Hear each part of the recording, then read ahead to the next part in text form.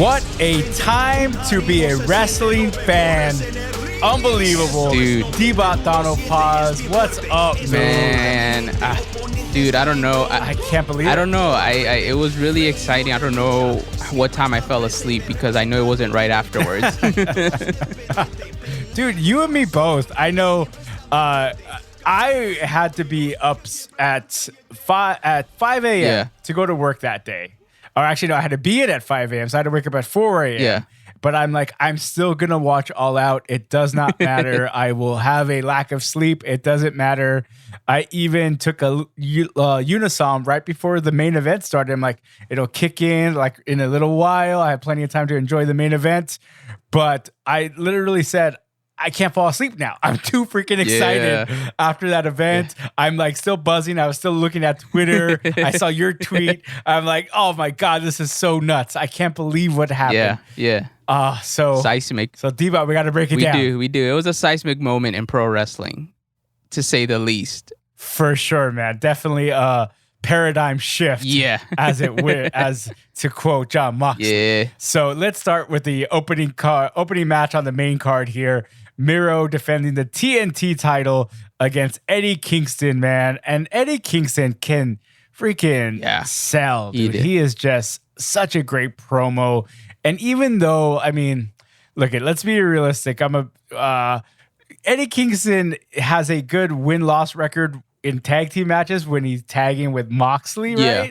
So he kind of gives you like false sense, like, yeah, Kingston can get wins. Yeah. But he doesn't do too well, like in singles matches, especially for titles. Yeah. But yet he's believable, right? In his promos, we're like, man, he's probably gonna do it. Yeah. This is the one where he gets it done. Yeah.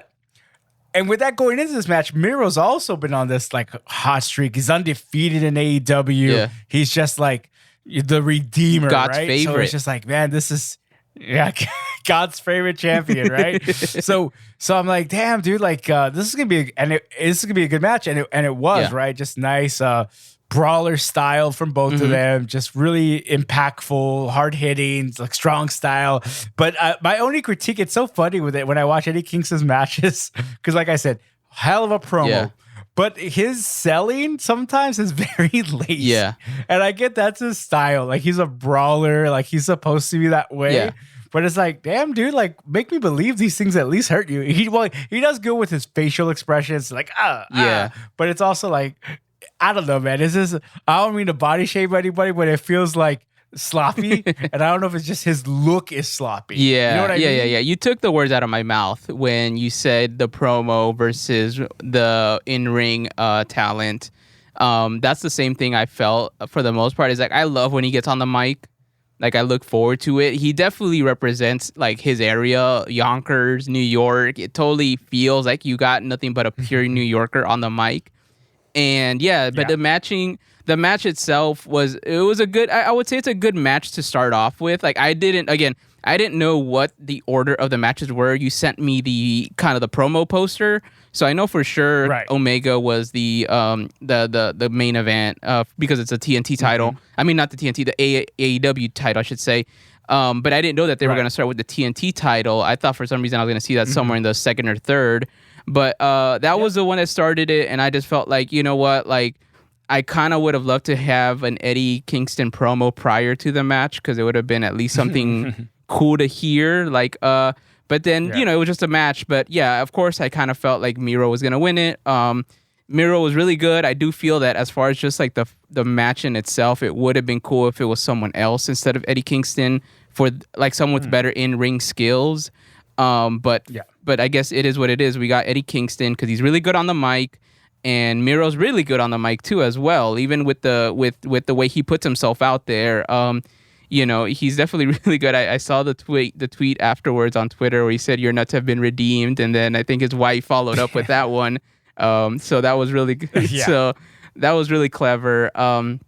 But yeah, overall, like you said, like it was that kind of match I saw too. It was a little sloppy in terms of like it wasn't like anything crazy. And like you said, like Kingston's look, I mean, the dude's not cut at all versus Miro, who's really cut. It's just like the chops were really hard, which felt like that was like the only thing that I think Kingston could do that felt like, okay, this is where it might have been the peak of the match, was just the chops, when the chops were happening. But other than that, I just felt like it was a good match, probably a good way to start the event, kind of keep it on second gear for the audience to kind of like, prepare them for what was to come. So yeah, overall, I think well placed. Would have been dope if it was a little bit more better, but again, you can't get that with Kingston. He's more of a mic guy, and I think his future definitely is like in a management, being a manager for somebody or someone, kind of talking crap. Yeah, he's better served as to be the advocate or the mouthpiece for somebody for sure. Yeah. I mean, I'm sure. It's only a matter of time before they all kind of move that way. Their wrestling careers are only so long. Yeah. So I'm sure that's going to be Kingston's road at some point because he is great on the mic. Yeah. But yeah, I felt the same way. I gave this match probably about 2 stars. Yeah. Overall. Yeah.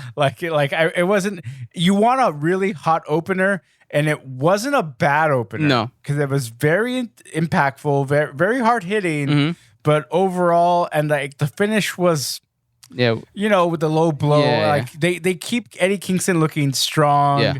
Eddie fought. He kept fighting. He didn't go down easy. Yeah. Which the program's not going to end. They're going to keep on, going forward, where Eddie Kingston may finally get a win over Miro, but it wouldn't be smart booking in my book. No. You got to keep Miro strong, keep him strong for a while longer. Yeah. But I thought the finish was a little odd to keep the Kingston and Miro program open. I would have just preferred a nice clean win by Miro so we can move him on to somebody else. Yeah, I could see someone like Andrade being the guy that goes after him for the title, because I'm thinking about who can take over that TNT title. And I think someone like Andrade Lido would be a good option that they have on the roster, Yeah, I agree. Andrade is kind of getting mixed in the shuffle now after the huge night tonight that there was all out. Miro Eddie Kingston match, not too bad. Really decent opener. Second match of the main card was Jon Moxley over Kojima, and this was another great, brawling type of match, just very intense, two just combatants going at it. Moxley, what you're going to get with him. You're going to get a lot of offense. You're going to get brawling offense. You're going to get Kojima come back. Well, I love his rapid chops that he does into the corner. Yeah. That's just great classic Kojima. So I got to say, man, I enjoyed this match. What is it like? Is there tons of high spots like we're going to see later on in the other matches? No, but it serves its purpose. Early on, we're easing into this event. Yeah. We're entertained, but we're not overwhelmed yet. What did you think, Don? Yeah, exactly. I felt like at the end of the match, I felt like this was a good introduction to those who haven't seen New Japan, as like was a good like teaser of like, this is what New Japan like that style can bring, and what most of these matches could look like. I thought that I don't know. I felt like maybe that was their goal, is to make sure that it's like, hey, like we have this audience in AEW who has yet to hear. Like, they hear of New Japan because they know a lot of our guys come from there, especially because they're all American. But the promotion itself has a really great it's a really great platform. But I think a lot of people still haven't checked it out. And I thought this was a great way, with the relationship New Japan has with AEW, as it being like, let's have a match that would resemble what it would be if you did watch, a New Japan, and that's kind of what I felt they were going for. And I think that delivered for sure. Because I really had a lot of fun. I felt I learned a lot, when you kept, I know you keep telling me about the strong style, and I've seen clips on YouTube, but seeing a full match front to back, like, it was amazing. I was like, oh, wow, like, this was really cool. It definitely serves its purpose. It's a different style, but like, I thought it was refreshing to see something different where two guys that are very skilled knew how to play with what the style of the match was supposed to be. Exactly. It's almost similar to what we saw in Miro Kingston Brawler, but this is not. It's a strong technical aspect of it, where you don't see it just so impactful and not sloppy, as we kept mentioning with Eddie Kingston. It wasn't sloppy. It was strong technically. So that's kind of what that strong style is. Yeah, the aesthetics of it were completely different. I felt that right away too, where I was like, oh wow, this is completely different. Like, this is similar but a lot better. Like, this is probably what Miro and Eddie Kingston should have kind of mimicked, but again, tried. But I guess maybe they really probably were aware they shouldn't, because they knew that match was coming up next. It's just smart programming. Yeah. You really, go ahead and be brawling, but don't be too strong stylish because we have that match coming right behind you. So we don't want to steal too much of that thunder. Yeah, exactly. And to me, and then after this match, we got the first big surprise of the night. Oh, right? yeah. After, oh my God, it just seeing Minoru Suzuki come out, like as soon as the match ended and I heard that music, I'm like, oh my freaking God. Yeah. Like that was my first mark out. And I tweeted that. I mean, I texted that to you and Rick in our group text. And I also had another group text going with some hardcore WWE marks of my friends of mine who are very like anti AEW whenever they get the chance. It all started back with the whole Christian Cage reveal, last pay-per-view. Like this was your big surprise. We all remember how bad they screwed that one up at Double or Nothing. Yeah. But so that's no fault to Christian Cage. It's just we were all hoping it was like somebody bigger than Christian of course. Cage. Yeah. I remember that. Yeah. So I got so much flack for them on that group text. But when Suzuki comes out, they immediately say, who is this jobber? And it's like, oh my God, are you going to be in for something right now? Like, save those words, famous last words, right? And what are they? And I'm like, these are two maniacs about to go at it. Yeah. And I was on the edge of my seat for that entire exchange. Yeah. It was like, yes, we're getting this. Suzuki Moxley. Yeah. And I really didn't think they were gonna do any kind of spot. Yeah. I just thought they were. I don't know. I should have known better, but I didn't think they were gonna do a spot. But of course, these two animals aren't gonna be in the ring together without going off on each other. And they did. Yeah. And just seeing the Gotch pile driver from Suzuki to Moxley is like, yes, I am so glad that they made Suzuki look strong in that exchange because he is insane. Yeah. He is so insane in the best kind of way. The like sadistic just type of submission expert who loves to inflict pain, but also does not mind if you smack the hell out of him also. Yeah. So it's just like very sadistic and awesome. Yeah. As a wrestling fan, a fan of strong style, like this guy is the guy you got to bring to AEW. Yeah. The quintessential king of strong style. And it says on his shirt, like king of all kinds of different cities on the shirt he has now. The leader of Suzuki Gun. Yeah. So it's so awesome to see him debut in AEW that way. So, man, Donald, what did you think of Suzuki and Moxley in that exchange? I mean, that was a good one. It definitely felt like, I was like, there's no way they're going to do another match like this, right? Like right after Moxley. that would be too much, man. It felt like that would be too over the top for it being the third. But, I mean, it was an amazing build-up. And it's crazy to see that, like, again, like this is like, you know, I don't want to make comparisons to WWE because I feel like this is AEW's moment right now. I feel like I don't want to take that shine away. Like, I know that a lot of people online are trying to do the whole, like, is this better than, you know, I know I was jokingly saying in the text, was this better than SummerSlam? I knew it was definitely better than that, but I kind of say that in joking, but I know I don't want people to think that there's a comparison like that. Yeah, because I feel like AEW is so young, it should still have its moment. It shouldn't have to be like AB, but I just felt like, like it would have been too much. Like, I think the whole stadium would have like exploded or something. And I don't know, you would have to end the pay-per-view there and then. So it was good that they teased it and it was cool to see like no promo being done. It was just so much body language. It told the story in that sense in terms of the tension. Really well placed by AEW to do that. They did a great job. See, and that you're absolutely right. Great pacing. The first two matches, solid, not over the top, but solid. Yeah. Right. Yeah. And then the wheels come off of this thing. Then, the roof comes off of everything else because the next match is the AEW Women's World Championship match. Dr. Britt Baker, DMD versus Chris Statlander. And I got to say, man, this women's match was a great women's match, man. They go great back and forth. Chris Statlander really won me over on this match. She plays that powerhouse role so well. She is strong. Yeah. She knows how to use her strength to her advantage. Dr. Britt Baker, DMD, is a great heel. She plays that role so well. She knows how to get the advantages and use her opponent's strengths as her weakness at times. That was a great story being told in that match, and it was phenomenal. That was right away after I was gonna text you guys like, that's a running in the running for me for almost match of the night so far.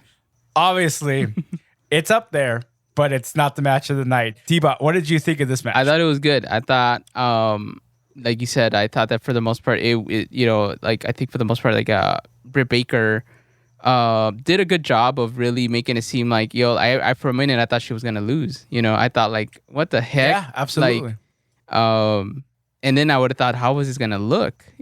But I mean, for the most part, I thought that Britt Baker did a good job of pretty much pulling off everything. The sales were great. I thought that like the finishing was even like well timed. It was very well, like it was like a good, like putting the bow on the match was amazing. But I just thought Chris Statlander definitely showed out. Definitely was really impressive, dude. I feel like they gotta be able to give her more to do in terms of like give her a nice little push. But yeah, again, impressive. Like you said, strong, really big, really strong. Like she really just, it felt like, that's why I felt like Britt Baker was gonna lose, because this Chris Statlander looked like she was overpowering her at moments. But yeah, dude. And that's what's amazing when you can do that, when you can look strong in a loss. Yeah. And that's just you getting yourself over as a talent. And that's why pro wrestling is great that way. Yeah. Like you obviously have to have a good opponent to make that look good.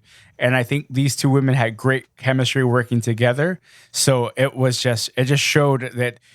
And there's been times when I watch AEW Dynamite and I see women's matches like Hikaru Shida and whoever she tends to work with. She was a great women's champion as well. But there are times when it's very obvious that you can see they don't have that right chemistry. And there are spots that are a little bit off. And I didn't see any spots that were off on this match. Like none stick out to my mind. Like, oh, they miscoordinated that.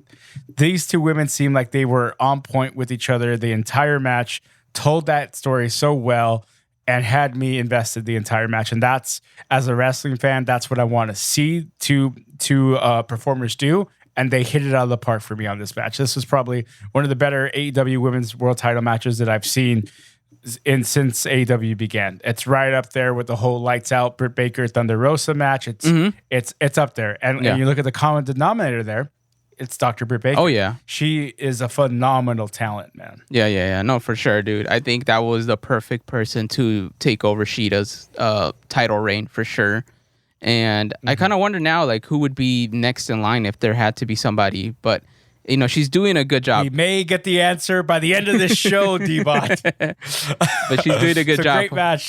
So moving on to the next match, which I gotta say, man, hands down, this is the match of the night. This there's some tough 1A, 1B, but this match right here, one of the better tag team matches ever. Right up there with some of the matches that these tag teams have been in independence. And these guys, Young Bucks, the Lucha Brothers, have been putting on matches like this since the Reseda days at PWG.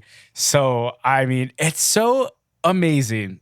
And I'll use this analogy. The main event, of course, is Kenny Omega versus Christian Cage. And I'm going to be totally honest with you. In that main event, I was excited for it, but I don't know, like I said, if I took, maybe my Unisom that I took was kicking in a little bit early, but I wasn't excited for that one because I had seen that one already. Yeah. And I kind of knew what to, I was kind of knowing what to expect. Yeah. But Lucha Brothers versus the Young Bucks, once again, I've probably seen this match 3, 4, 5, 6 times in various promotions.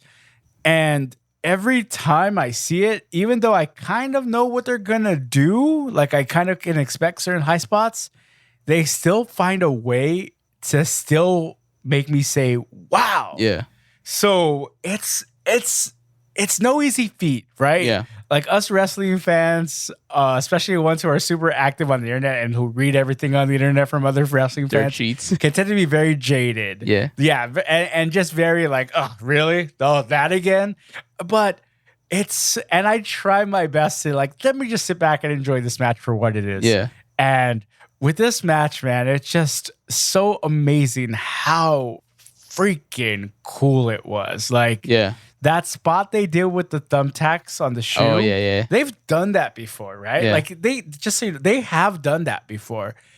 But it's kind of like, I guess it's brand new to me because it's like, man, this is, they bring this out on AEW every once in a while. Like, it's rare they bring it up, but they brought it out before. Yeah. But I'm still cool. I'm still excited to see it. Yeah. Like, you know what I mean? Like, it's just it's still exciting. And then, of course, once again, the chemistry between these two teams to work with each other, know when to do certain spots, listening to the crowd, knowing where they want to go with the direction of spots, and just their timing for everything.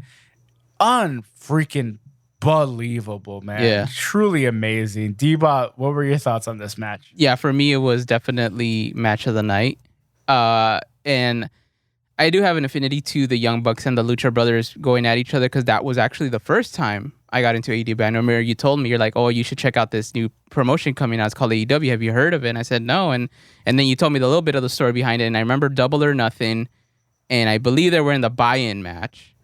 And that's that was like the that was the first match I saw, and I just saw all this high flying stuff happening left and right, and I'm just like, yo, this is wild, man. Like, these guys are doing a good job. Like, I don't even know who to root for. They're both so great, you know. And then yeah. So then when this happened, man, I was looking forward to it. Like, somewhat, for the most part. I kind of felt the Young Bucks were going to take it because I just felt like, oh, maybe they're just doing another, you know. But and then they added the steel cage stipulation, which kind of made it a little interesting for me because, you know, I was like, oh, okay. And then I like how they wrote it in as like, we're doing this to protect Lucha Brothers from being, from being, like, you know, handled by the elite if the elite chose to you know, get in and interfere. And I thought that was cool. And then the entrance of the Lucha Brothers happens. And that's when I was like, oh, damn, this is it right here. Like, that was an entrance. That was probably the best entrance I've ever seen in AEW, in the history of AEW. Yeah, man. So, like, a total pageantry. Once again, we have to make comparisons slightly to WWE. Those are like on the level of like those big WrestleMania entrances. Yeah. When you have a live musical performance as a wrestler's coming down to the ring, and just big, extravagant, elaborate gear that the wrestlers are wearing. You know, they had the Mexican headdresses on, the native headdresses on. So it's just very like the Azteca headdresses. Yeah. So it's just very like pageantry. And that's what wrestling is, right? It's entertainment, it's sports athletics, all wrapped into one. Yeah. And it just, in the entrance, they're already delivering. And then the match delivers. And then we get the result that we wanted to have delivered in the Lucha Bros finally getting the AEW tag team titles. So it's just already like, dude, this is like the fourth match of the night. We're barely about halfway through the show, and we're like, God, well, what an event so far. It's like, man, this is amazing. Right? Like, it's already delivered. Yeah. Right? Like, it's already been great. It is. And we're like, man, we still, later on, we still got to see CM Punk make his debut. Exactly. We're still going to see Jericho wrestle. We're still going to see the Kenny Omega Christian Cage rematch. So it's just like, man, okay, what else you got for me, AEW? What else you got? I don't know if my body can take it anymore. Exactly, dude. I felt that same way too, because, you know, going into this pay-per-view, all eyes were on CM Punk, you know? And then freaking this match happens, and it delivered, like, front to back, high flying. The choreography was great. The everything was amazing. And like you said, the chemistry they had was just, you could tell it was obvious. And then what got to me too was at the end when the kids come out, you know, and then they hug them, and you're just like, oh man, like, now it's like, really, it just had every emotion you can think of in one match. And I'm like, damn, like, we're only halfway through it, like you said. Oh man. Yeah, a bloody Penta et Cero Miedo, bloodied up, mask ripped up, and he hugs what looks like his daughter. Yeah. Man. So that definitely, I agree with you. Post match, holding the title, like tears in his eyes, like I did it. Yeah, man. There's no way you can't feel that emotion. Yeah, I think the only time that I felt that this year was Bianca Belair winning it, and it always makes you think like, yeah, even though the stuff's like scripted and everything, but like, you know, these people have families, man, and at the end of the day, like these families want to see their you know, they want to see their family members succeed, and winning titles is a part of that succession part of the whole thing, and it makes you feel different. Like you forget, like, oh wow, this is really a moment for them, you know. It's not just another part of the event; it's something that personally was an accomplishment to these people. So yeah, absolutely. I think the closest analogy you can make to this is, like you say, it's scripted. Of course, they know they're not winning like a quote unquote real championship that they've earned or whatever, like you could say in competitive, you know, organized sports. What this is more the it's a business, right? It's like you would say to like the average person, you're working your 9-to-5 job at your employer. This would kind of be like your boss giving you a promotion or recognizing you as like the employee of the month or employee of the year. So this is like the closest thing to that. Like, how proud would you be there that your hard work and dedication has been recognized? Exactly. But knowing that you sacrifice more than just like going and doing your 9-to-5, you're sacrificing, you know, your body. Yeah. You're sacrificing time away from your family. Yeah. Not just like, Exactly. oh, I'm going to work for 8 hours and I'm coming back home. No, you're spending days, weeks, you know, away from your family. So that's why it's such a huge, more of a huge sacrifice. So that's why that emotion runs so deep when they are finally recognized by their employer as like, yeah, we recognize your hard work and dedication to your craft. We're gonna give you this big honor. Yeah, give you an honor that we feel you deserve. Yeah. So that's where it comes down to, and that's why the wrestlers cry, the performers cry, and the fans cry. And it's okay. Yeah, it's okay. Let that emotion out. Yeah, guys. exactly.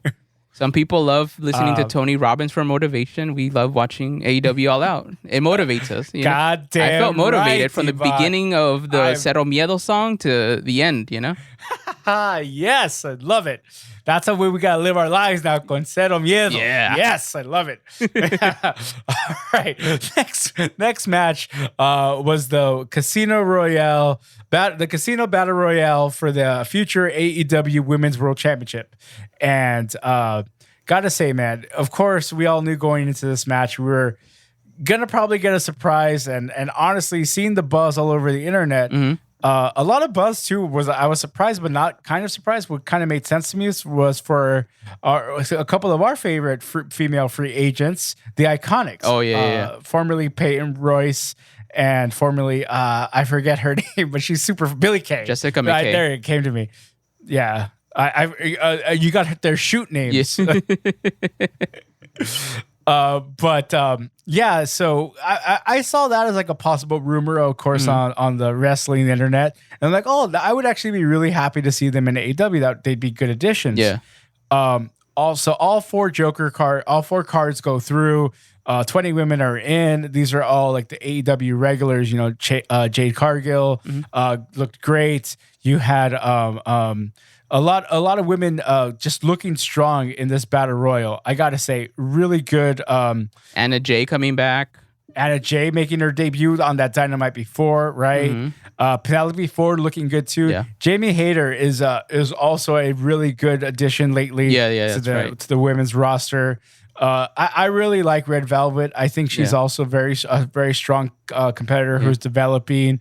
Ty Conti, hell yeah. But Abaddon, I was about to say, is very like such a great looking, creepy character. Oh yeah. That I think they could do a lot with her, and especially with the rumored acquisition of one possible Bray Wyatt. I could really see those two linking up and doing some good stuff together. That would be a great faction to put together. But I digress. Going back to the women's battle royal here, it just such a great. This shows you the 20 women in AEW's women's division here. It's stacked. It's actually a really good women's division. Yeah, all of these women can really put on good matches. You just kind of hope they're given enough time or just can build more of a chemistry together to put on better matches. Because like I said, to my one critique that I see with some of the women's matches, just a lot of miscommunications. Yeah. Still more so. I mean, you see it from the men as well. Yeah. I mean, that's just we've talked about this on their production. They the TV doesn't do well to hide some of the flubs when it happens. Yeah. But I see a lot of it mainly from I see a lot of it in the women as well. But so 20 women come out, and then the Joker card is about to be revealed, and then Rancid's Ruby Soho plays. And the crowd goes wild. Formerly of WWE, formerly Ruby Riott in WWE, Ruby Soho on the independent scene makes her return. Well, makes her debut in AEW, and it's just amazing pop to hear that, right? Yeah, especially for a women's talent. Yeah, exactly. I thought that was great. I wasn't expecting that. I don't read the dirt sheets, so I don't know what was going to happen. But it's great. Better for you. Better, yeah, exactly. That's what I realized. Tip, don't read the dirt sheets before the pay-per-view. But yeah, it was cool. Like, I thought it was great. She came out. And what's crazy is when she came out, I really felt like, especially because of the result of the whole Battle Royale, that she's the one that wins it all.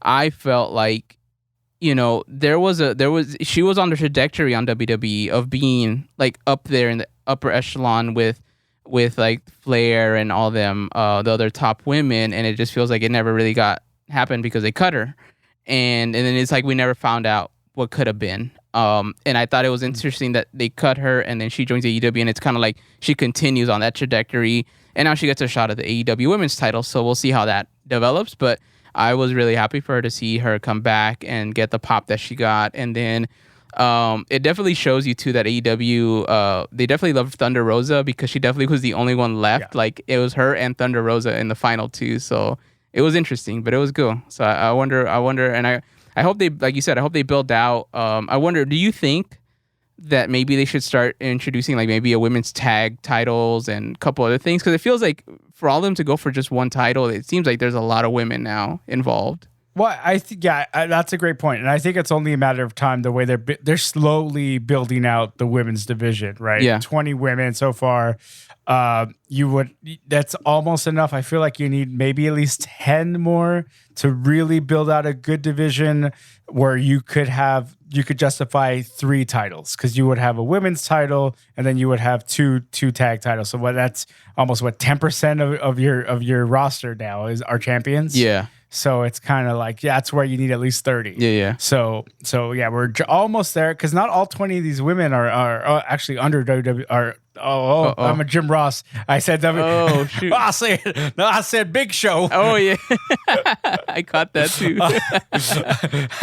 Not all 20 of these women here are under AEW's roster. They're, Kira Hogan is Impact roster. Oh, okay. So this is like the whole forbidden door being opened, where like, yeah, you could bring in some, talent exchange, but I mean, yeah, to that point, yes, you could. It's almost enough to bring in justify a women's tag team title, and I would not be surprised if that happens. Maybe another year from now, hopefully sooner. Yeah. But yeah, I think we're probably about another year out or so. But yes, they do need. And do some of these women fight in like Elevation or Dark? I would think so, right? Yeah, I think so. I mean, look, I'm going to be completely honest with you. There's just so much content out there. Elevation, Dark, I really don't pay attention to it as much as I should, because those are straight matches. Like, boom, boom, boom, boom. Very minimal. I've only seen a couple episodes of Dark and Elevation, and those are just very fast paced. It's all the guys who are on the cusp of getting the 8. That's where Fuego del Sol kind of really started getting his buzz, right? Yeah. That's why, and now he's under contract with Sammy's AEW. vlog too. So yeah, that too. So like those are all those like, that's kind of perfect. I mean, it's kind of cool, right? Because it's almost like it's that's their, I guess I don't want to compare WWE, but whatever. At this point, it's like their own NXT, but without making it too official, right? Where none of these guys are tied to the brand of AEW. They could jump around, but they get the shot at being in there. And I think that's kind of cool. And I like the fact that they even do it on YouTube, because at the end of the day, it's not that serious, man. Like, some people just want to watch wrestling, like, and they want to see some up-and-comers. Maybe they're not into, waiting until Wednesday. I don't know. So I just think I think AEW for the most part is doing pretty good so far. No, and actually, you bring up a great point. That's actually really smart because not everyone has, a cable access. Exactly. So you want to get it out, and maybe, it's great that bringing up WWE again. It's great that SmackDown is on Fox. It's over the air. But also, what about people who maybe just don't have, let's say, a TV? Let's say you do want to still watch wrestling, and you're gonna have internet access. Well, pull it up on YouTube. That's awesome. That's super smart. Yeah, it's accessible. Yeah, that's where AEW is very forward thinking in this model. And you're right. Like you're not going to necessarily get huge names to wrestle on Dark and Elevation because it's smart what AEW is doing. They're trying to get your eyes over the Dynamite and Rampage now, and then the pay-per-views, but. There are times where like Hikaru Shida's been on Dark and Elevation, and what is that? It's smart booking by AEW saying this is a former champion who has to work their way back up the ranks now. So we're kind of making them battle through the lower contenders, which is really freaking smart when you think about it. If you find Pickett, like almost like a real, like a quote unquote real combat sport promotion. Like that's wouldn't they do that in UFC? If you lose in the pay-per-view title match, guess what? You're probably going to be not on the pay-per-view next time. You're going to be on a fight night. Or you're going to be not even on the main card. You're going to probably be on the prelims next time. So it's very smart booking by AEW. So, I mean, that's one thing I really got to tip my hat to. Yeah, it makes total sense. So after the women's battle royal, we have the Chris Jericho versus MJF final fight match. I gotta say, man, Jericho is always so entertaining when he comes in. I love this entrance by MJF with the countdown and like, oh, Jericho's this might be, his last match. And then it says Jericho's last match when it counts down to 1-0. And it's like, damn, dude, this really it? Like, okay. Yeah. This is I weird. felt that too. And then MJF, what? I felt that too, where I was like, oh man, this might be it. You really are owning this as like your last match. Yeah. Okay, bro. Yeah. And then MJF music starts like, oh, you chicken shit heel. Yeah. So great. Yeah. So great. It's so smart. Yeah. And I remember seeing on the internet smarks talking about how great would it be if in Rampage in Chicago, everybody's expecting CM Punk. CM Punk's music hits and MJF comes out. Like, how great would that have been? So I think if you really watch that Rampage debut, you see that where people are excited. They pop loud for the music. Yeah. They see the CM Punk logo. They pop a little bit more, but it's not until he actually walks out where the pop gets even louder. Yeah. Because it's kind of like, AEW wouldn't do us dirty like that, would they? Yeah.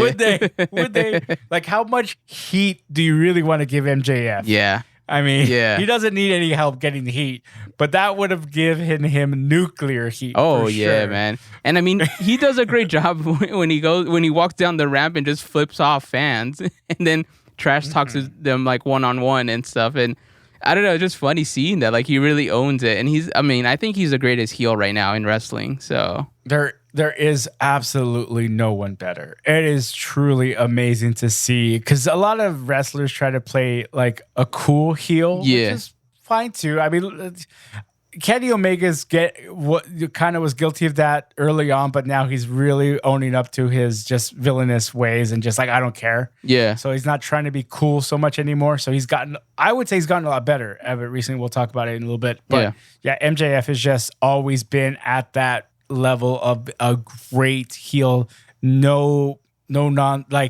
Not a care in the world. I really don't care if you like me or not. I am better than you, and you know it. Yeah.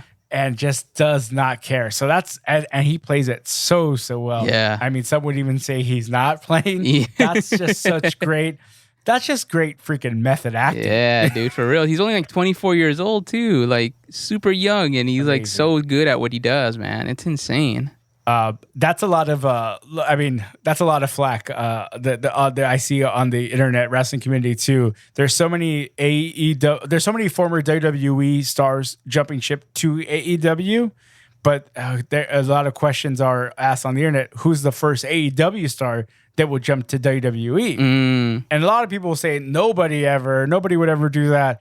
And a lot of people will say Jericho, which is why I said that thing too on Yeah, I our remember group that. text. Like, hey, if Jericho loses, I could see him going back to WWE. Like that whole stipulation, I'll never wrestle again in AEW. Yeah, he says he'll be a commentator. Maybe that's to write out his contract. Yeah. But his contract is almost up. Like, I'm pretty sure it was like a 3-year deal when he signed it. Yeah. When AEW started. AEW's coming up on 3 years. So does he resign? Does he go back to WWE to just retire with Vince? To get that one last match over there? I mean, who knows? Who knows? But the people think MJF would be the first AEW guy to go to WWE. Which... after, maybe before this pay-per-view, I would have agreed with everyone thinking of that. But I don't think WWE is the end-all be-all anymore. Honestly, this was the pay-per-view that changed all that ideology for me. And trust me, I am a lifelong WWE fan, as a lot of people are who began watching wrestling from WWE, right? Like I remember Rick, shout out to Rick Esparza, who's not on the episode this week. We miss you, man. He started with, like, what do you say, Lucha Libre wrestling, right? But obviously you get super more into by WWE. It's what we all gravitated to early on, and what we always go back to. Yeah. And we'll always will go back to it as long as it's there. We always will. Yeah. But I just think as for the performers, AEW might be that spot now. AEW might be where they want to go. Yeah, exactly. What do you think? I think so too. I don't think MJF could do what he does right now in WWE anyways. He's not flipping off fans for sure in the Thunderdome. So, I mean, I just think that it's I just think that it just wouldn't work, man. They're gonna carry and cross him over there, man. Oh man, that is brutal. That's the meanest thing anybody could ever do to somebody. I saw that video. Did you see that video of Mick Foley where he sent a message to WWE? That was pretty powerful, man. Yeah, it's very true, man. And look at who's the messenger is, WWE. It's very important. You gotta understand, Mick Foley broke his back for that company. Yeah. Because he loves WWE. Yeah. And he still does. And it's just, but you need to be aware. Yeah. You need to be aware. That's all he said. So Jericho versus MJF, great back and forth match. Mm-hmm. Just very Jericho, obviously a lot older now, but can still, get through his matches. Yeah. And part of me was kind of like, man, I really kind of do hope this is his last match. Yeah. Because he's just, MJF does his best to really help him technically through this match. Jericho's just, his style's always been that more of a flyer, but then can also grapple. He's always been technically savvy, but it's just like he still tries to do his kind of springboard moves, which are laboring to see at times. It's like, man, no, don't do this. Yeah. But MJF does so great to sell the hell out of them when Jericho gets those in. But I love my favorite, as we talked about in our group text, was the finish to this match where MJF gets the win, but Jericho's foot is on the rope for the 3 count. Yeah. And MJF's music is playing. A second referee comes down and says, no, his foot was on the rope before you hit 3. Aubrey Edwards talks with him and says, okay, are you sure? He's like, I saw it happen. Okay, let's restart the match. I know. And like, what did you say? What did you say, D-Bot? MLS needs this VAR team that AEW has. Seriously, man. I kept really, how hard is this to figure out, guys? Yeah. Talk with another referee. Exactly. They saw it happen. Yeah, exactly, dude. No era penal. Exactly, no era penal. No era penal. I wanted to say it was pretty cool too to see, because for a moment it did feel like it was it for him. Like for me at least, I really thought like in the middle of the match that this was it for Jericho, because MJF hits Jericho's finisher, the Judas effect and stuff. I love that. And I felt like, oh shoot, maybe this is like a crazy passing the baton movement right here. And this might be it. And then the pin happens and his leg goes up, and I thought like, okay, no, but then that's where I got confused, because it goes to 3, and then I thought like, oh, maybe they're just gonna ignore it. Maybe like maybe it was just one of those things where Jericho switched the script like last second and thought, no, I don't want to end my career right now. I thought like, damn, this is gonna feel awkward. But then when the whole referee talk happened, I was like, oh, okay, then I guess they gotta do, which I guess was a cool way of kind of spinning the match a little bit more, because like you said, like it would have just felt like another MJF Chris Jericho match had it just ended any other way. So it was kind of a cool little spin to kind of be like, no, we got to keep going. And then, of course, Chris Jericho finishing with his signature, was it the Lions? Lion Tamer. The Lion Tamer. Yeah. Balls of Jericho, Lion Tamer. Yeah. The old school. So it kind of was like a callback to, those who know Y2J Jericho and everything. That definitely was really cool to see. The Ayatollah of rock and roll keeps rolling for at least one more match, Jericho. All right, one more match. That's what we always say. We don't want these guys to hang them up ever, but sometimes Father Time's undefeated unless you're Ric Flair. Ric Flair doesn't job to Father Time. That we know for sure. So the next match is what we all were waiting for. Yep. Why we all bought All Out. Why I told you I sacrificed sleep. I had to see the triumphant return of CM Punk after 7 long years out of the wrestling ring. Finally back. He's done flirting with the octagon. He's back to his wife in the wrestling ring. Yeah. He's back where he belongs. CM Punk wrestling Darby Allin. Darby Allin's entrance. They're falling out of a helicopter, looked like. No, just jumping out of it with nothing in it. And I guess there was a CM Punk body bag. That's right. That's right. Yeah. And then the skateboard he walked down to the ramp was half Darby Allin's skull, half CM Punk face. Yeah. Pretty cool entrance once again. And then finally the music hits. CM Punk makes his walk in his ring gear. I noticed the ring gear too, and I thought it was the funniest thing that was a topic of conversation on the internet wrestling Twitter. CM Punk switching up from wrestling trunks to wrestling tights. And like, I got a bit, that was like a little shock to the eyes. Like, his signature tights are gone. Okay, he's gonna wrestle in tights. His signature trunks are gone. He's gonna wrestle in tights. Whatever. I got over it right away. I got you. But I love how there's people saying online, are we just going to ignore the fact that he's wearing tights? I'm like, dude, what do you want? What do you mean? Are we just going to ignore the fact? Yeah. So that's why I had to bring it up, because I thought it was the funniest thing okay, cool. At least I know I'm not the only one. Obviously, everyone noticed, but it's also, get over it. Get to the actual wrestling that happened. Yeah. I feel like, I didn't notice too much rust in the beginning, even though certain people say that there was rust early on. Mm-hmm. I mean, I feel like what stood out to me in this match very early on, and I accepted this fact, it was CM Punk is bringing that quote unquote WWE style to AEW. That meaning we're going to get very slow, methodical builds in matches. Yeah. And it's not a bad thing. It's just, hey man, AEW's pace is very fast.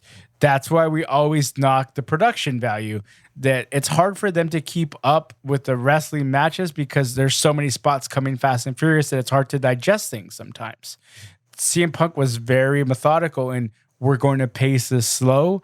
Obviously, the storytelling there being, I'm an older guy, you're a younger guy, I'm going to do my best to grind you and put you down. Mm-hmm. Darby Allin being smart, stronger, faster, so much faster that he's going to use his speed to his advantage and really tire Punk out.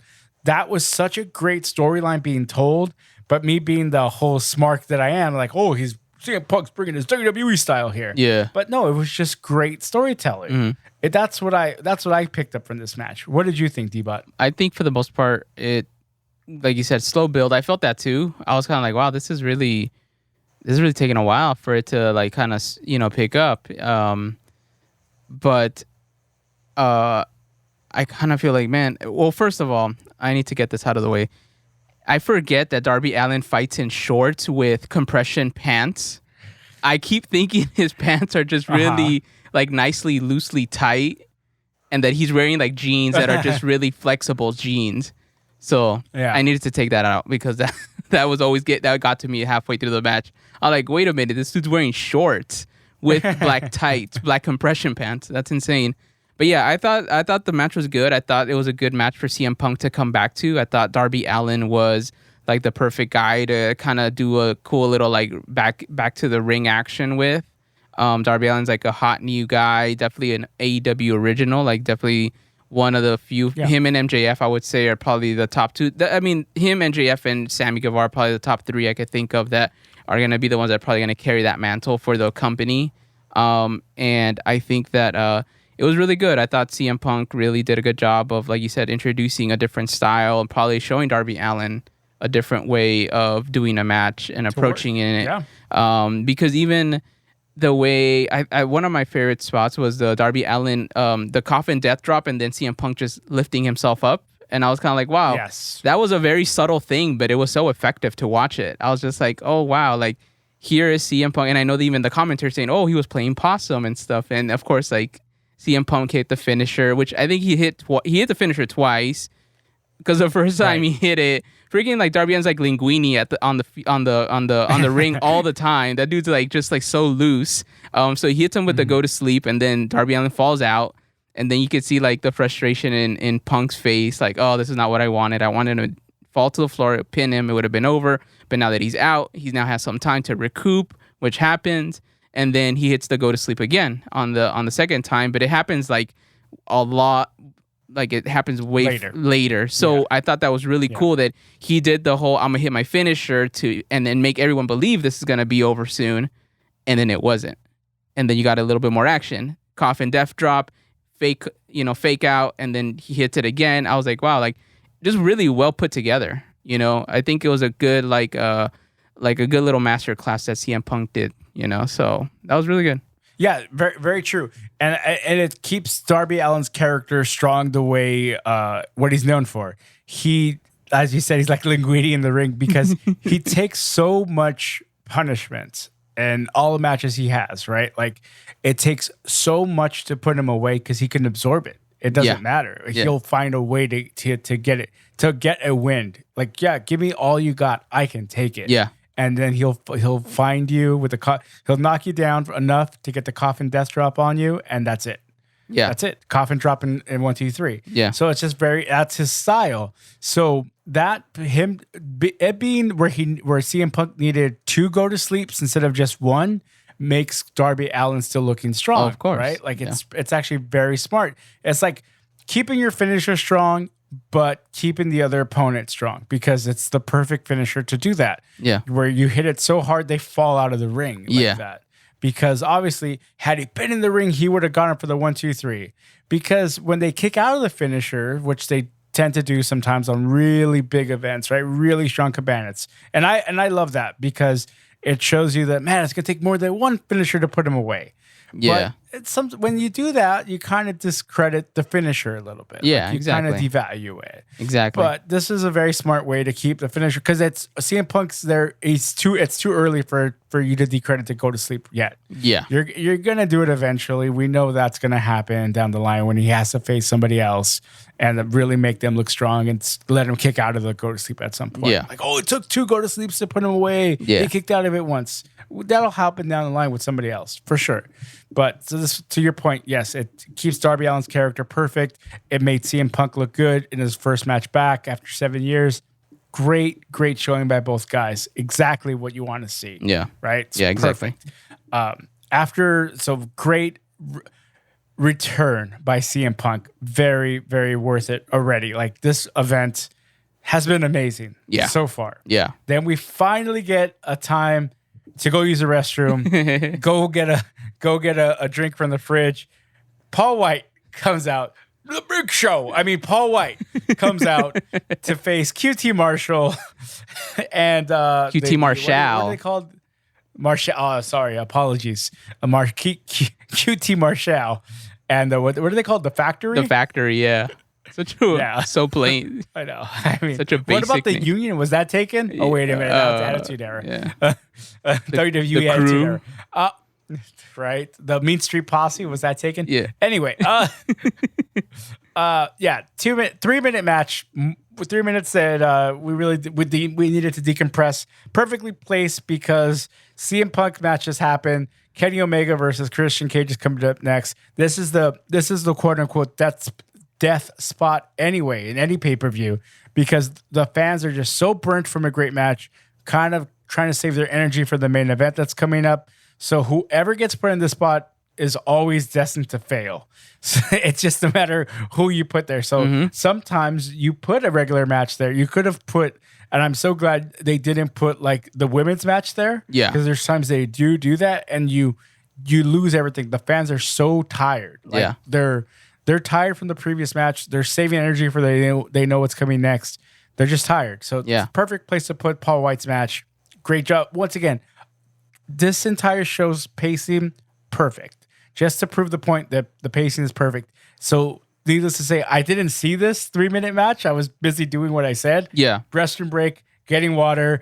Did you check out any of this match? I did watch a little bit here and there. I wasn't fully paying attention to it, but it was one of those matches where I was trying to make sure that I could at least use the restroom. But I did see, because the thing is I left when the QT Marshall and the Factory come out, and I was like, all right. And then I come back and Paul White comes out and he walks down the ramp, and I don't know, man. I mean, I get that he wants to come back, and I think it's cool that he's doing that, from recovering and everything, but he definitely doesn't look the same in the ring. And then like the match was exactly what you expected it to be, which is, they all make a run at him. He bops them all with one swing, and then eventually choke slams, and then 1, 2, 3, and then that's it. And that's kind of the match. It's what you expected it to be in terms of like what you thought a big dude was gonna do to a bunch of small people. So, yeah, yeah, totally. Okay, cool. So I didn't miss anything. No, not at all. All right, cool, great. All right, main event time. We're AEW World Champion Kenny Omega versus Christian Cage, Part 2. Now the collector of titles only has the AEW World Title and the AAA World Title as well. So here we go. Christian Cage, Kenny Omega, great main event. I got to say, I was like I said, half invested because I'm like, we've seen this one recently. It was like barely a month ago. Yeah. This is almost kind of like the whole WWE curse of rebooking too many people over and over again, where AEW is not guilty of this, actually. It's, with the exception of MJF and Chris Jericho, really. But they really don't rebook the team and anything Chris Jericho's in, actually, when you think about Inner Circle and the Pinnacle. Yeah. So, I mean, okay. That aside, AEW doesn't really do the WWE thing of rebooking matches over and over. So Kenny Omega, Christian Cage here, world title match. Well done. They kept me invested, even though I was half invested. They'd bring me in with their spots. Christian Cage is just amazing. He could still go. And Kenny Omega obviously could freaking have a great match with a rubber doll, as he's had. Yeah.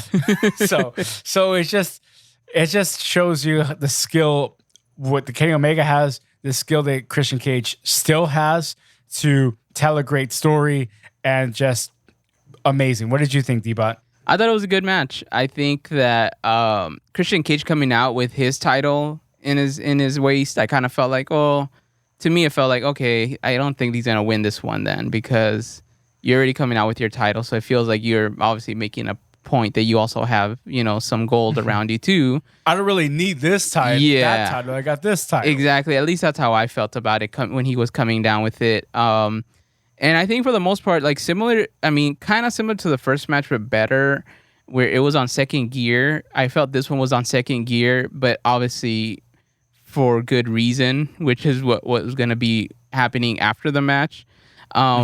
So I was also kind of like in and out, but I saw that they did a good job, like similar to the CM Punk, like of hitting the finishers a little earlier. Like I think what's his name? Kenny Omega hit the one-winged angel, and then it was like a near count, and then he then obviously the avalanche was the one that finished them off, right? The one winged, yeah. Yeah, the one from the top rope, and then It was a good match. Obviously, nothing crazy. I felt like it was on second gear for the most part, and I think it's because of what was going to happen afterwards. But it definitely delivered. I wasn't expecting Christian Cage to win it just based off the fact that he came off with that belt. And I wanted to say it started off a little slow, the match, and then it kind of picked up halfway through, and then it kind of slowed down again for me. And then they just kind of had to figure out like a finishing spot, but obviously getting Don Callis and the rest of the Elite involved to kind of do some distractions, because you have to still do it in the heel manner in terms of winning it. Yeah. So Kenny Omega did a good job of that. So yeah. Well, that's the classic, wrestling storyline. Yeah. Like the heel's going to use all his tools of the trade to get over on a really good baby face who's just very skilled and almost equal to this heel. So this heel needs to use these tactics to win because he's not going to win cleanly. Yeah. So that's just great classic pro wrestling storyline. Yeah. And that's what you want, right? This is a great main event, perfectly paced out, ending the card on a solid note. Nothing too crazy. Great card overall. And then Kenny, of course, the Elite's that's not good enough for the Elite. They start beating down Christian Cage a little bit more. Yeah. Who Luchasaurus and Jurassic Express came out to try to make the save. And they get beat down. All of them get beat down by the Elite. Yeah, yeah. And at that point, it's like, man, okay, are we as you're watching, right? You're like, oh, as the beatdown's happening, before Lucha Express comes out, you're like, who's coming out? Somebody's coming out. Somebody's coming out the hell.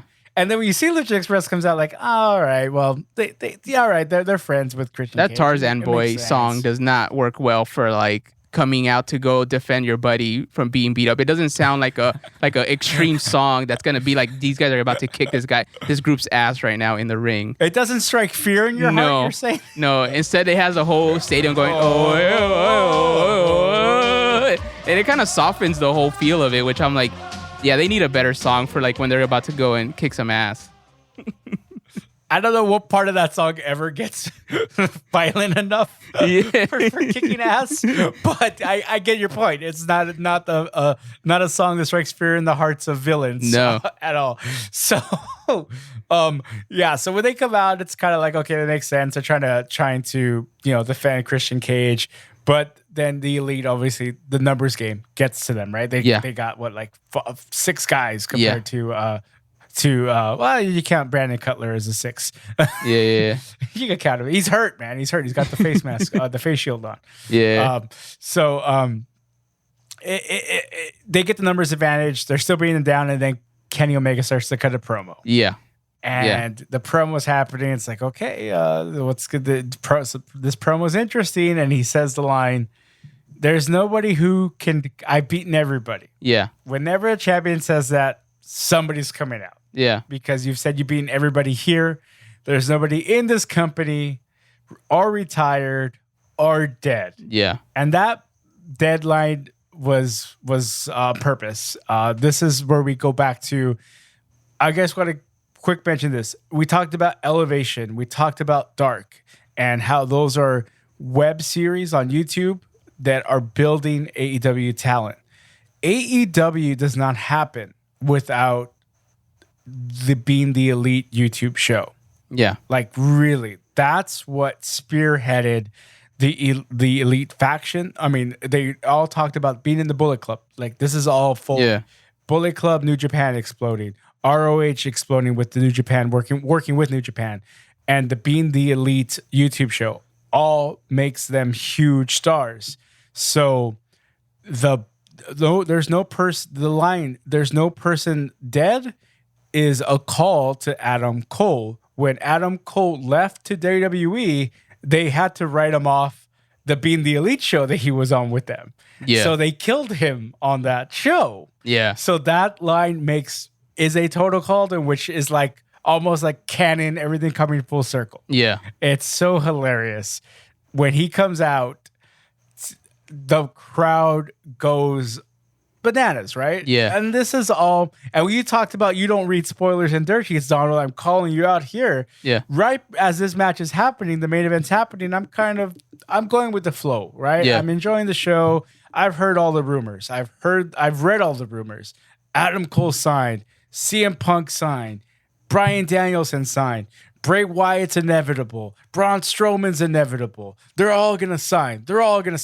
Today, even, over the weekend, Kevin Owens' contract with WWE ends in January. And he's already tweeting out coordinates to Mount Rushmore, which was the faction that Adam Cole, Kevin Owens, and the Young Bucks had in PWG. Yeah. Like, these are all the internet talking and buzzing. I know all this. Yeah. But it was your text that said, Adam Cole's trending on Twitter. And it's like, oh, really? And right away I go and look, I don't see it. But it's like, the main event's happening. If anything's going to happen, it's going to happen after the main event. Yeah. So that's where I say you kind of spoiled it for me. But also, it's been out everywhere. It has been. Yeah. And it's kind of, when he says that line, dead, I'm like, Adam Cole.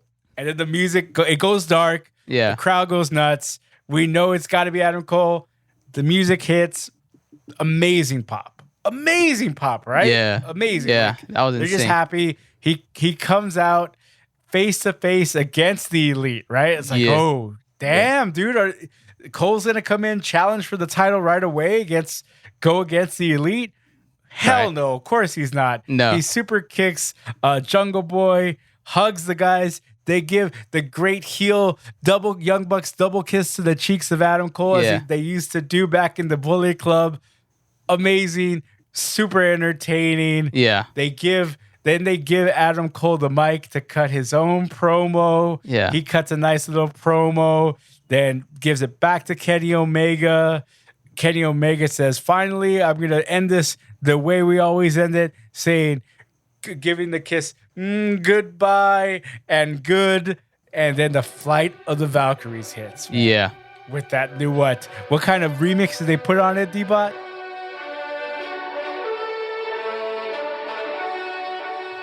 They put some trap drums on there, man. You got the 808 sub bass hitting, and you're like, whoa. But yeah, once you heard that Flight of the Valkyries slap. Yeah, exactly, dude. So yeah, but once you heard the Fight of the Valkyrie, the whole crowd just went, and then the drums hit, and then you see Bryan Danielson come out, and you're just like, no freaking way this is happening. And it happened. Man. It happened, and then the crowd goes, yes, yes, yes, as he's walking down the ramp, and then he gets in there, they start brawling again. And I like how every time he was doing the kick, it was like, yes, yes, yes, like the whole crowd was getting into it, man. And yeah, that was insane. I can't believe that AEW pulled that off. So it was crazy, really well placed. But damn, yeah. I love that the only real critiques are like, was that too much in one night? Like, that was too much. Why are so many debuts in one night? Like, why not? Exactly. Why not? Exactly. You have to look back at this pay-per-view, and this is where the paradigm shifted. This is where wrestling became like wrestling again. Like, we are living in that era of the Attitude Era, the Monday Night Wars, all over again. Yeah. This is where competition breeds better content for us wrestling fans. Yep. This is where you can love WWE, you can love AEW, you can love New Japan, you can love Ring of Honor, you can love Impact, you can love PWG, you can love AWS, you can love any independent promotion, and it's awesome. Mm-hmm. You're going to enjoy it because it only makes everyone else better. It gives the workers, the wrestlers, so much more opportunity to develop their craft and work with other talent. And we're going to be better. We as wrestling fans are going to be more entertained by it. It's going to make them better wrestlers. It's going to make a better product. We're all winning right now. This is an amazing time to be a wrestling fan, D-Bot. Yep, exactly, man. It was huge. I think I would say this was pay-per-view of the year. I would say this definitely, like you said, changes the trajectory of AEW. I know that it again, I think, like you said, I think this should make WWE better down the line. Like, I don't see how they, not to say again, WWE shouldn't be doing the whole relying on, Logan Paul to like save them. But like, it's just one of those things where it's like, yeah, dude. It's like one of those things where it's like, yeah, dude, like it's pretty obvious that like you have to just build better stories, man. The thing about WWE, I will say, they don't have like horrible talent, dude. Like I mean, not this last Raw, but the Raw before this one where they had that opening where Damian Priest came out and he did the open challenge, and then all the big timers from Raw came out, like Bobby Lashley, Sheamus, Drew McIntyre, RK Bro came out. It kind of shows you right there, like, you guys got some people you could work with that can help build it up, but you got to give them something great to do in terms of like great storytelling and great feuding and everything, and not make it too much of like a caricature of stuff, and that's their problem.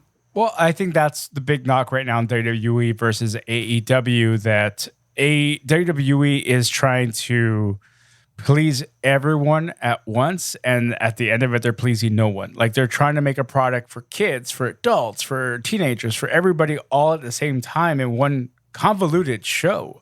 Yeah. When you do that, you don't please anybody now. Yeah. Now nobody's enjoying it really. And with AEW, it's like, okay, we just want to do the best kind of wrestling show we can and make it entertaining. Yeah. And whoever likes it, likes it. And if you don't, you don't. It's okay. It's okay. That's why CM Punk's line is like, we're here to entertain. If you love this wrestling, talk about it. If you don't, shut the fuck up. Exactly, man. Right? Exactly, dude. It's true.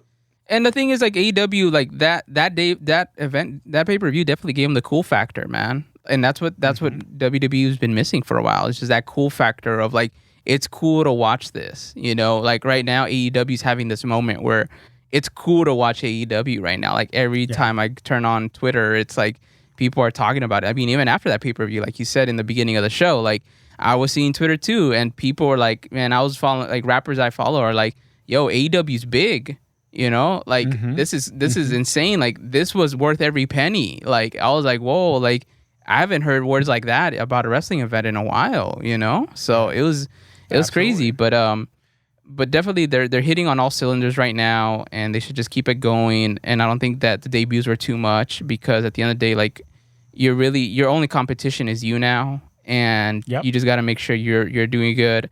And WWE just has to figure their stuff out, which mainly is just figure out Raw, bro. Like, you guys, SmackDown's pretty good. Like, it's hanging there. You know what I mean? It's just Raw just needs a little bit of tweaking. That's all. So it's not too far off, but it's just at the same time, it's like, it's almost like they need to know. It's like what Mick Foley said. Like, they just got to know, like, maybe they have too many cooks in the kitchen in the writing room or something. I don't know. Nah, that's very true. That's probably the biggest problem that WWE's always got, and that always would worry me about AEW is the cooks in the kitchen. Yeah. The fact that the Young Bucks, Kenny Omega, Cody Rhodes, and Tony Khan are kind of, all five of them are in charge of booking AEW.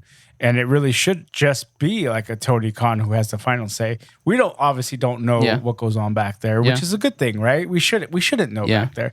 This is one of these things, what CM Punk said, why he decided to go to AEW when, rest in peace, Brody Lee passed away, that he nobody knew about. Everyone knew backstage that Brody was sick, right? Yeah. But nobody on the dirt sheets knew, which is important. That's a very private thing. Yeah. Rumors of storylines, who's debuting, all that stuff, very inconsequential. Yeah. People's health should not be talked about, publicly. Yeah. And something like that would have gotten out in WWE had that happened. Yeah. Like, so-and-so's on for medical leaves. Like, how do we, like, the whole Sasha Banks being pulled for Becky Lynch and all that at SummerSlam, she got her... Bianca Belair were pulled from house shows prior, and that people were speculating it was COVID. Like, that shouldn't be out there if that's the case. No. So, I mean, this is all tells you what the environment is over at WWE as opposed to AEW. Yeah. Like, we shouldn't even have that as a thought. Yeah. You know what I mean? Like, that shouldn't even be trying to begin out there. Yeah, and that's just, I mean, if it's all complete smoke and there's no truth to those rumors shouldn't even get started. Like, that just tells you there's people in WWE who just like to talk to certain writers, Dave Meltzer, that are just gonna spread gossip. And exactly. That's not cool. That's really not cool. And Meltzer's a big AEW mark, so I'm not really talking too much smack on him, but it's also, don't talk about that kind of stuff, man. Yeah. Really have some decency in that. Exactly. So with all that being said, enjoy AEW, enjoy WWE. It's just the best time to be a wrestling fan right now. And it's full gear, November 13th. I mean, got pushed back. Right? Yes. Because UFC was going to have their MSG, which I know is going to be a really great card too. The UFC at Madison Square Garden. So I guess Tony Khan said him and Dana White are good friends, and he said we'll push our pay-per-view back a week, so we're not competing with you.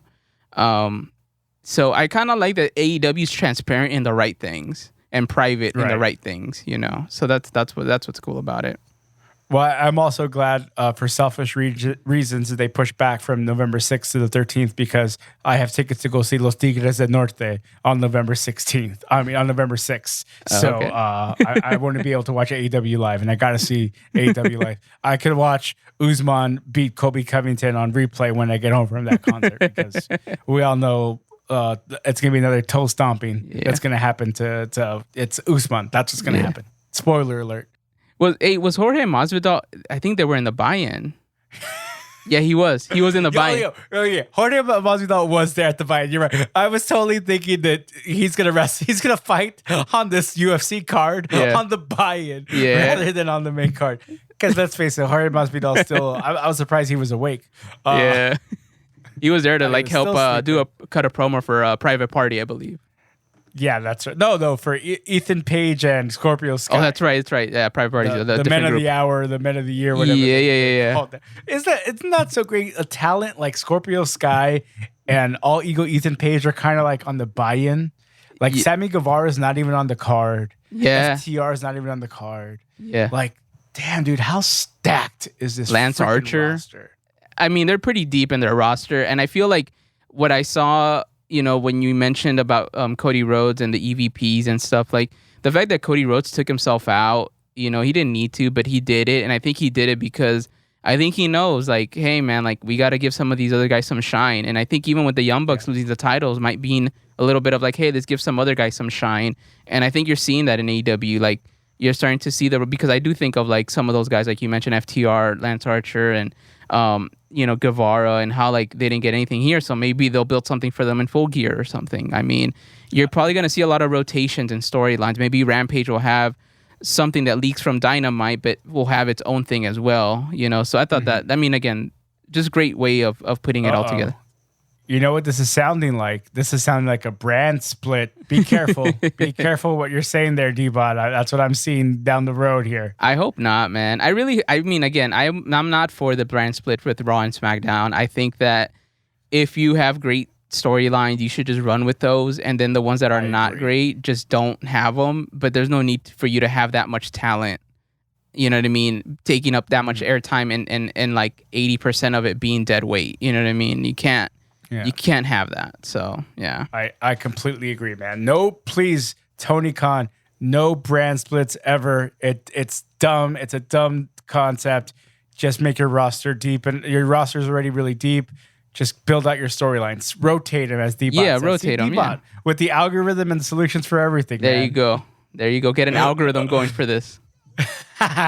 D-Bot, good as always. Thank you guys for listening. Thank you so much. We'll talk Full Gear next month, 2 more months from now. Can't wait. We'll try to get some Dynamite in on the West Box Score regular podcast whenever we drop that. So be sure to check that out in your feeds later on whenever me and D-Bot get together here. That's it for us this week. See ya. Later.